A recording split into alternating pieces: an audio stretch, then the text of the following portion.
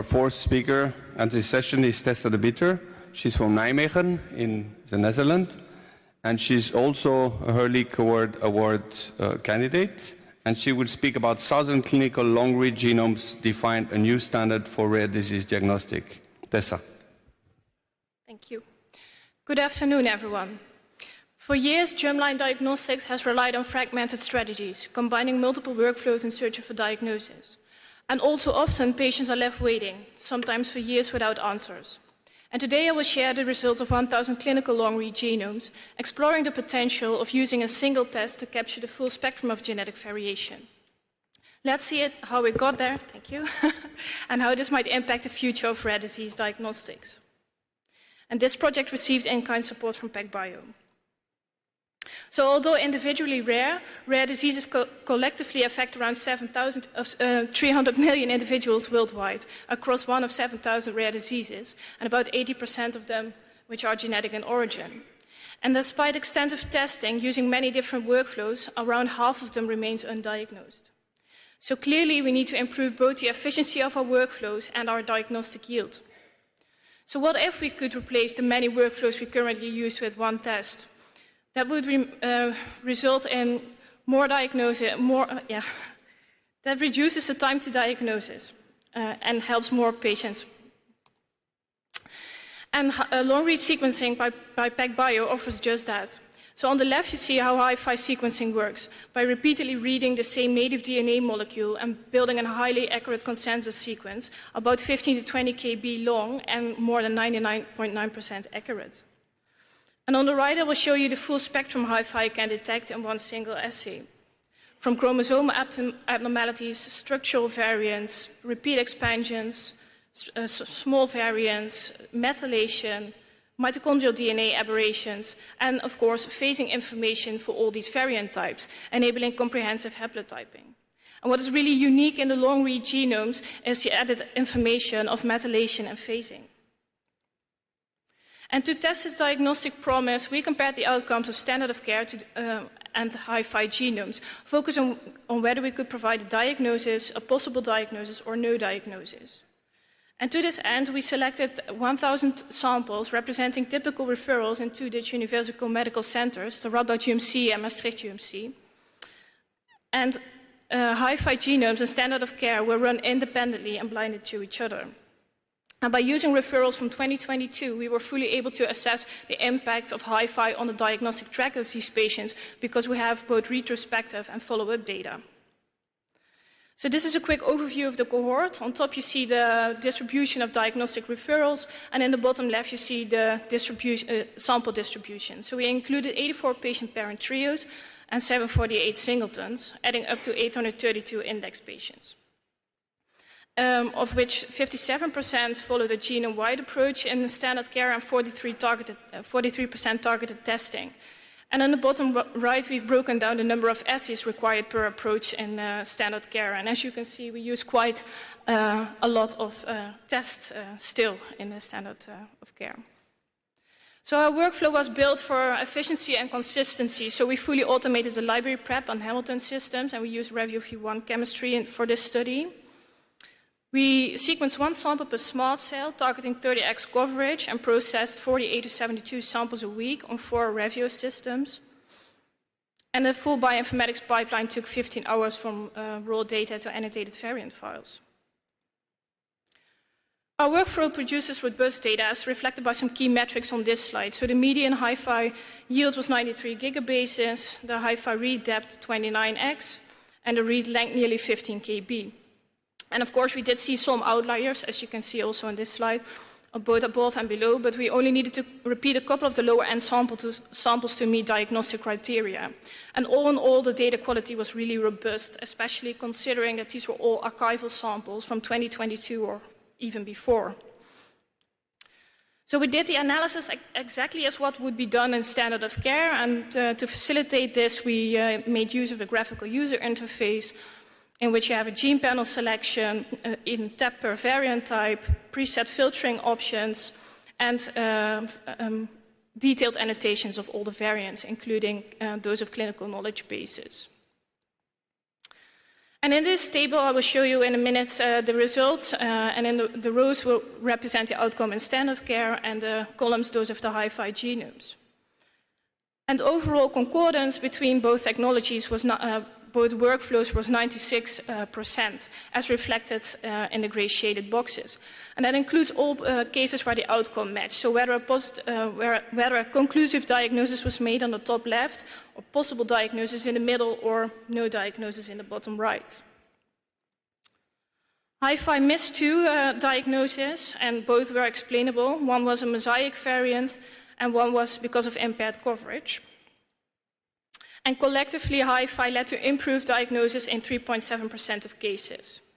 This was mainly due to phasing of variants in recessive disorders, 23 in trans, now providing a conclusive diagnosis rather than a possible diagnosis, and 2 in cis, now providing a conclusive no diagnosis instead of a possible diagnosis in standard care. There were 3 more cases in which the HiFi genome now provided a conclusive diagnosis, including 1 novel variant, 1 second hit in a recessive gene, and in 1 case, direct positional information by the HiFi genomes provided a conclusive diagnosis, which would require follow-up testing in standard care to come to the same conclusion. We identified 1 novel de novo CMV, providing a conclusive diagnosis rather than negative in standard care. And finally, we also found 2 candidate variants, 1 CMV and 1 SV. And it's important to emphasize once more here that we didn't go beyond what standard care would normally analyze, and we use a cross-section of diagnostic referrals rather than an enriched cohort of patients with a high suspicion of a genetic origin. So we likely underestimate the full value of HiFi here, and there's more to be found, especially in the structural, non-coding and epigenetic variation. So we missed 2 variants. One was a 4% mosaic variant, which is shown on the left. And in hindsight, it was reassuring that HiFi still detected 1 variant read, also at 4%. But of course, it was not called by the software, so we didn't report it. A second variant was also initially missed. It was a de novo SMV and TLK2. And as you can see, the coverage at that locus was only 11x, and the median coverage of that sample was only 16x. And this was one of the samples that we repeated because it didn't meet diagnostic criteria. And upon reanalysis, this sample, indeed, the variant was readily detected. One standout case involved a novel tandem duplication in FBN1, affecting exons 3 to 6 of this gene. And standard care exome sequencing flagged a VUS in another gene, which didn't match the phenotype of the patient after all. So HiFi genomes here provided a novel variant and a conclusive diagnosis rather than a possible diagnosis in standard care. In another case, suspected of Rodman-Thompson syndrome, standard care, Sanger, and MOPA found 1 pathogenic variant in the RECUL4 gene, and we also found that in HiFi genomes. But next to that, we found a 24 base pair intronic deletion on the other allele, and likely affecting splicing by shortening the intron. And this is a known disease mechanism, and also previously observed in Rodman-Thompson syndrome. So, of course, normally you would still need to validate this finding by RNA-seq. The combination of both variants and the very specific phenotype of the patients makes us confident to say that we now provided a conclusive diagnosis rather than a single uncertain finding in standard care. As already touched upon, phasing is a major advantage of HiFi genomes, and on the left you see an example of a patient with 2 heterozygous variants in DNA H11, and this required follow-up testing by segregation analysis in standard care to come to a final diagnosis. But as you can see, HiFi genomes readily provide the phasing information, so there's no follow-up test needed anymore. And to further quantify phasing, we modeled 1,400 artificial SNV pairs located within the same gene across all the disease genes in our diagnostic panels, and looked at the genomic distance between those variants. And then we compared the median phase block sizes using the N50 metric between short-read genomes and long-reads, and found that short-read genomes' median phase block size was only 0.8 kilobases, whereas in long-reads it was over 200 kilobases. And finally, we overlaid this with the actual distances of phased variants in our data set, shown here as the red triangles, and found that over 90% of phasing was only detectable in long-read genomes. Before I wrap up, I would like to show you a quick example of what HiFi has to offer that goes beyond the standard of care. Current standard of care, I must say. So this is a patient with a pathogenic variant in KMT2A, and we explored the methylation pattern of the HiFi genome of this patient, also known as episignature. So we compared the episignature, KMT2A episignature of this patient based on the published episignature by Levy and colleagues, and showed that the patient has a clearly distinct pattern compared to the controls, and the controls here are unaffected parents from trios in our cohort.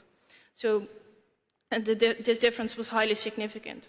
And of course, this is only one example, but it really shows the true promise HiFi has as a one-and-all test for germline diagnostics.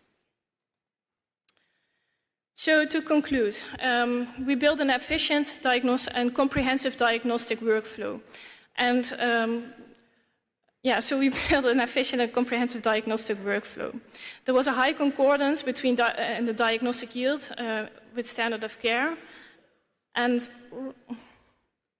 we also observed an increased diagnostic yield.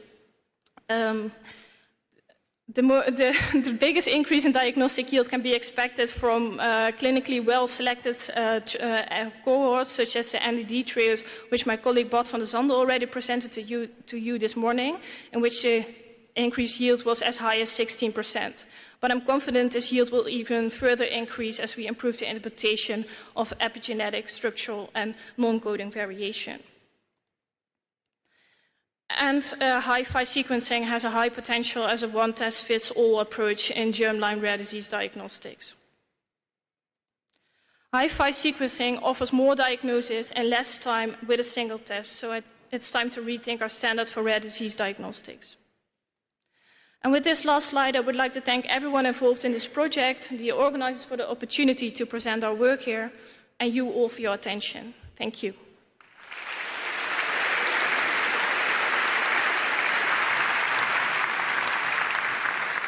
Question for Tessa. Please state your name. So, Jean-François Deleuze from France. So, thank you very much. It was not totally clear for me. You know, you compare long read with standard of care, which is very variable depending on the disease. It can be panel, whatsoever. But how many of the samples were having, 30x short reads sequence? And what would have been exactly the real discovery rate compared to whole genome short read sequence? Yeah, we made use of, thank you for your question. So we made use of diagnostic referrals of 2022. So to very practically answer your question, we didn't use short read genomes in a clinic back then. I think the majority of the variants and examples that I show you here were also detectable by short read genomes. But I think the real value of the long read genomes here is that we can replace many different workflows. Short-read genome sequencing still is not able to replace all germline diagnostics we have here. So, yeah. Yes. Andres Mespalu, Tartu University. Did you compare the cost of long-read sequencing compared to standard care? Yeah, that's indeed a good question. So we are still evaluating the costs, and so the comparison, I think the long-read genomes still are about 3 times higher compared to the short-read genomes at this moment. So we are now evaluating the cost effectiveness also to prioritize which indications will transfer to long-read genomes and which at a later time point. Thank you very much. Thank you, Tessa.